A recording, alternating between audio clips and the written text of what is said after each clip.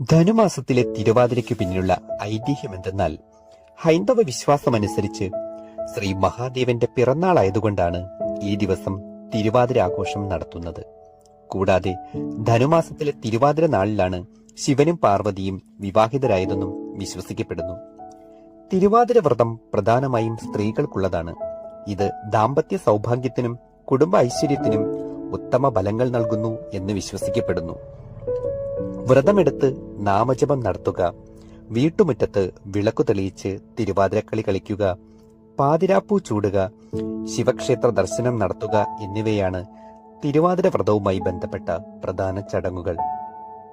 സ്ത്രീകൾ ഒത്തുചേർന്ന് തിരുവാതിരപ്പാട്ട് പാടിക്കളിച്ചതിനു ശേഷം ദശപുഷ്പം ചൂടി വരുന്നതാണ് പാതിരാപ്പൂ ചൂടൽ. ചേന, ചേമ്പ്, കാച്ചിൽ, നാടൻ കായ, പയർ തുടങ്ങിയ കാർഷിക വിഭവങ്ങൾ കൊണ്ടുണ്ടാക്കുന്ന തിരുവാതിരപ്പുഴുക്ക് തിരുവാതിര ആഘോഷത്തിലെ പ്രധാന വിഭവമാണ്. സ്ത്രീകൾ പുലരും മുൻപേ കുളിച്ച് ശിവപാർവതിമാരെ പ്രാർത്ഥിച്ച് ശിവക്ഷേത്ര ദർശനം നടത്തണം. തിരുവാതിര നാളിൽ അരിഭക്ഷണം ഒഴിവാക്കുക. പഴവും പുഴുക്കുമാണ് വ്രതമെടുക്കുന്നവർ കഴിക്കേണ്ടത്.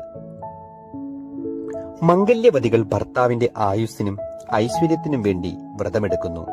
അവിവാഹിതരായ യുവതികൾ നല്ല വിവാഹം നടക്കാനും ഇത് സഹായിക്കുമെന്ന് വിശ്വസിക്കുന്നു.